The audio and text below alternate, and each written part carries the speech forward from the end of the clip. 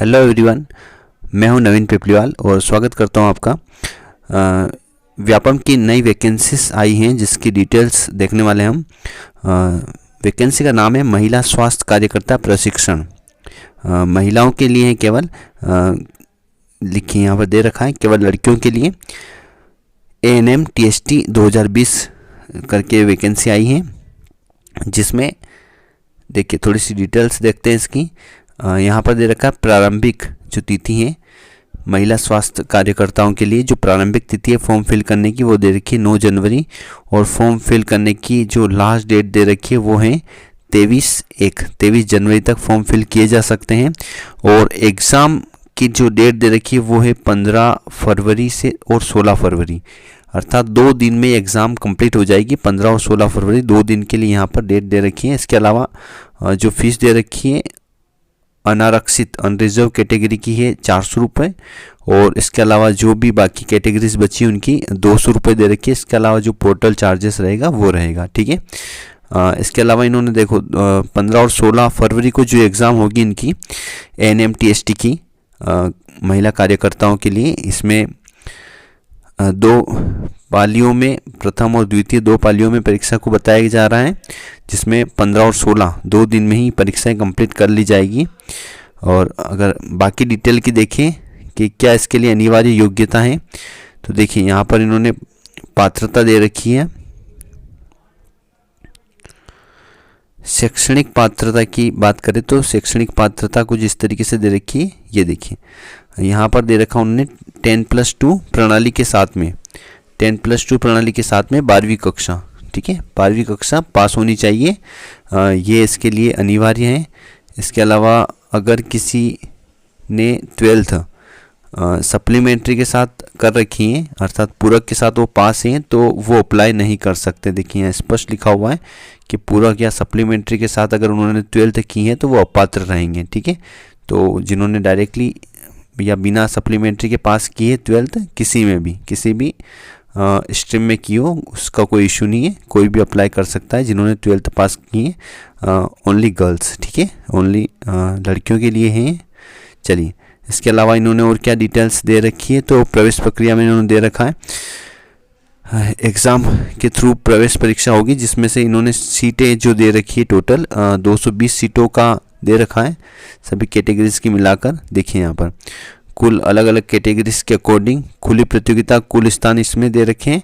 और इसके अलावा आशा कार्यकर्ता जो रहते हैं उनके कुछ स्थान रिजर्व्ड हैं ये वाले, और ऐसे करके कुल 220 सीटें हैं यहाँ पर टोटल, जिन पर ये प्रवेश परीक्षा होने वाली है।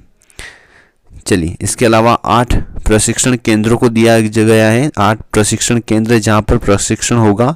एग्ज़ाम क्लियर होने के बाद में 3 वर्ष का अनिवार्य शासकीय सेवा, देखिए प्रशिक्षण होगा उसके बाद 3 वर्ष की अनिवार्य शासकीय सेवा भी बताई जा रही है कि अनिवार्य शासकीय सेवा पूरी करनी पड़ेगी 3 वर्ष तक।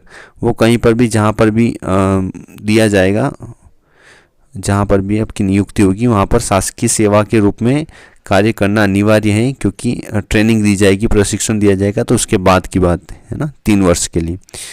तो प्रशिक्षण कंप्लीट होने के बाद में ये 3 वर्ष के लिए किसी भी शासकीय जो राज्य के अधीन जहाँ पर भी स्वास्थ्य समिति होगी या अदर जो संस्था होगी वहाँ पर उनको कार्य करना पड़ेगा 3 वर्ष के लिए। उसके लिए जो भी वेतनमान होगा वो वहाँ पर दिया जाएगा, ठीक है। इसके अलावा देखिए यहाँ पर इन्होंने कुछ शर्तें वगैरह कंडीशन दे रखी है अलग अलग, यहाँ पर आप पढ़ सकते हो, सारी डिटेल्स हैं। जैसे प्रशिक्षण की अवधि 2 वर्ष की होगी, अर्थात ये ट्रेनिंग जो होगी एग्ज़ाम क्रैक होने के बाद 2 वर्ष की का प्रशिक्षण दिया जाएगा, जो निःशुल्क रहेगा, गवर्नमेंट की तरफ से रहेगा पूरा। और इसमें जो अलग अलग डिटेल्स दे रखी है, सारी डिटेल्स है, कुछ 20 पॉइंट्स दे रखे हैं, जिसमें स्कॉलरशिप के रूप में भी बताया जा रहा है कि कुछ पैसे मिलेंगे। इसके अलावा खाना वगैरह रहना सब वहीं रहेगा इन अलग अलग केंद्रों पर, इस तरीके से रहेगा। तो 2 साल का ये ट्रेनिंग होगा, उसके बाद 3 साल की शासकीय सेवाएं करनी पड़ेगी।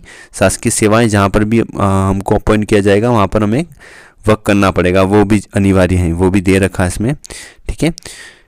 उसके अलावा यहाँ पर पाठ्यक्रम करके दे रखा है, जिसमें प्रश्न का स्तर जो दे रखा वो 12वीं लेवल तक का हो सकता है। जो पाठ्यक्रम दे रखा उसमें सामान्य ज्ञान के जीके के क्वेश्चन दे रखे 50, जो 50 अंक के रहेंगे, और विज्ञान के क्वेश्चन दे रखे हैं 100, जो 100 नंबर के रहेंगे। अर्थात 150 नंबर का पेपर होगा और कुल अंक भी 150 ही होंगे। मतलब यहाँ पर मैथ्स, रीजनिंग या अदर कोई भी पार्ट नहीं है, सिंपल सा एक तो जीके का पार्ट रहेगा और एक विज्ञान का पार्ट रहेगा। देखते हैं फुल सिलेबस क्या है इसका। तो सिलेबस अगर देखें तो सामान्य ज्ञान में जीके में बहुत ही अच्छा सिलेबस है। एमपी से रिलेटेड ज़्यादातर जानकारी पूछी जा रही है, जैसे राष्ट्रीय उद्यान है, योजना है, पर्यटन है, दर्शनीय और प्राकृतिक स्थल है, गुफाएं हैं, प्रमुख व्यक्तित्व हैं एमपी के, वो चाहे खिलाड़ियों में ले लो, राजनीतिक ले लो या प्रशासनिक है, जितने भी जो एमपी से रिलेटेड मेले हैं, दुर्ग हैं, किले हैं, सारे ये सभी डिटेल्स या सारा जीके पूछा जा रहा है। जो नॉर्मली एमपी जीके की कोई आप बुक पढ़ते हो तो उसमें सारा ही कवरअप मिल जाएगा इजीली, ज़्यादा मैटर नहीं है। इसके अलावा विज्ञान जो है वो 12th लेवल की दे रखी है, जिसमें भी इन्होंने कुछ पार्ट्स छांट दिए हैं, उसके अलग अलग पार्ट्स कर दिए गए हैं। जैसे ब्रह्मांड है या मापन वाला है, जो फिजिक्स का पार्ट रहता है वो पूछा गया है। इसके अलावा केमिस्ट्री से देखिए रासायनिक सूत्र, समीकरण, धातु या धातुएं, पदार्थ की अवस्थाएं, ये पार्ट दे रखे हैं। भोजन, स्वास्थ्य दे रखा है, सजीव जगत दे रखा, बल, गति, दाब, ये फिजिक्स से, कार्य, ऊर्जा, ताप, ऊष्मा, इसके अलावा जैसे वस्तुएं हैं, चुंबकीय, विद्युत धाराएं ये दे रखी है, प्रकाश, ध्वनि दे रखी है, फिजिक्स का पार्ट है। इसके अलावा खाद्य उत्पादन प्रबंधन, पर्यावरण, यहाँ पर पर्यावरण से रिलेटेड कुछ पॉइंट्स दे रखे हैं, वैज्ञानिक दृष्टिकोण और कुछ वैज्ञानिक तथ्यों पर सिद्धांत वगैरह। ये तो देखा जाए तो सिलेबस ज़्यादा बड़ा नहीं है, इजीली कवर अप हो सकता है, और 150 मार्क्स में अगर यही पूछा जा रहा है तो फिर तो बहुत अच्छा पेपर है। ठीक है, तो पेपर के लिए तो कोई इशू नहीं है, सिंपल पेपर रहेगा और इजीली हो सकता है। आप तैयारी करो तो आपके पास टाइम भी है, अभी सफिशिएंट टाइम है, हो सकता है इतना पार्ट। ठीक है, उम्मीद करता हूँ आपको सारी डिटेल्स पसंद आई होगी। अगर आपको और कुछ पूछना है इस एग्ज़ाम से रिलेटेड तो आप कमेंट्स करें और सब्सक्राइब भी करें ताकि आपको रिलेटेड न्यूज़ मिल पाए। Okay, thank you.